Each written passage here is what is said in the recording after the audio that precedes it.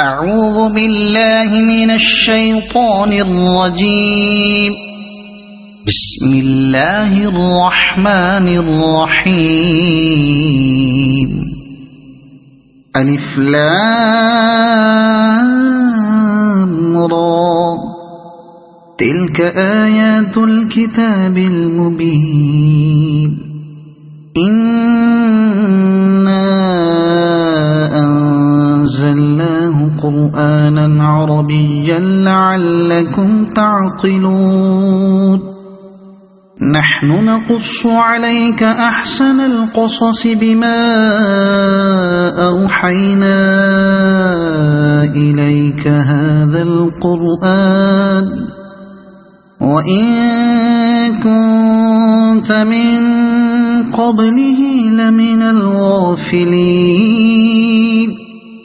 إذ قال يوسف لأبيه يا أبت إني رأيت 11 كوكبا والشمس والقمر رأيتهم لي ساجدين.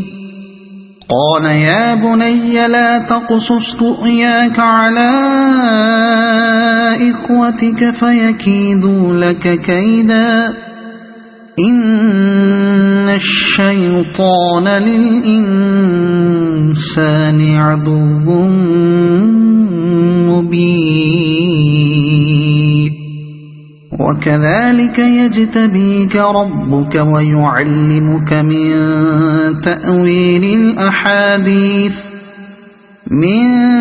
تأويل الأحاديث ويتم نعمته عليك وعلى آل يعقوب كما أتمها على أبويك من قبل إبراهيم وإسحاق إن ربك عليم حكيم.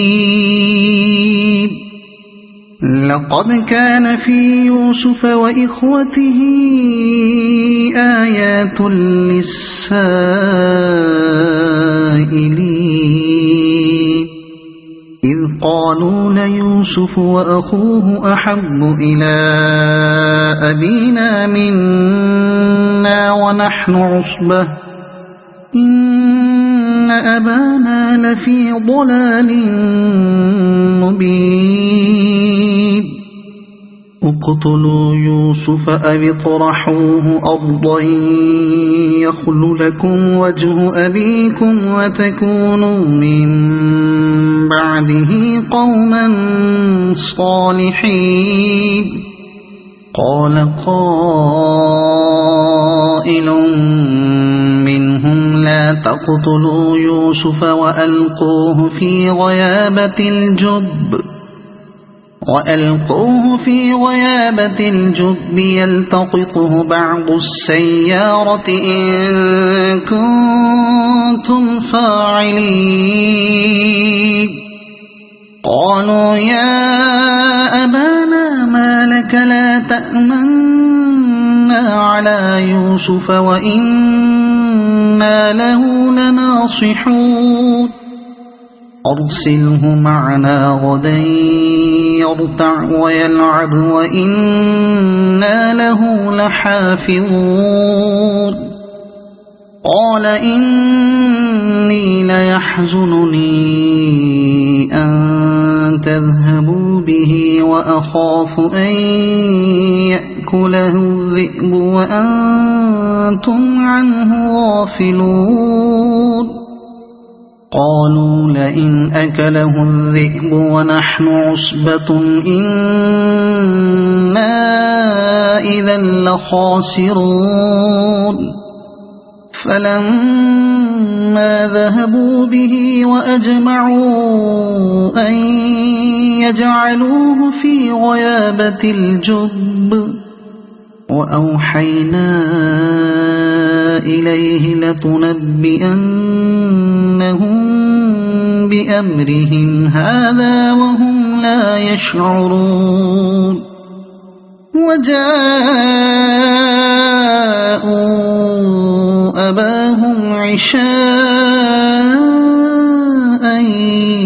يبكون قالوا يا أبانا إنا ذهبنا نستبق وتركنا يوسف عند متاعنا فأكله الذئب وما أنت بمؤمن لنا ولو كنا صادقين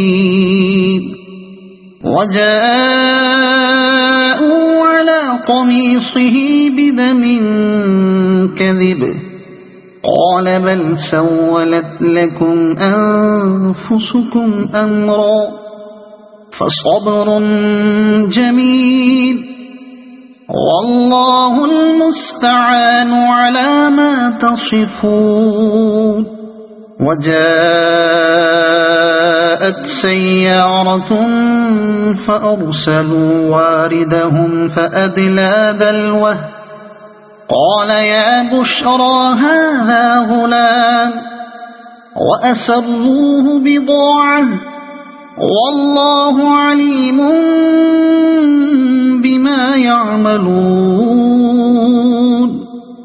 صدق الله العظيم.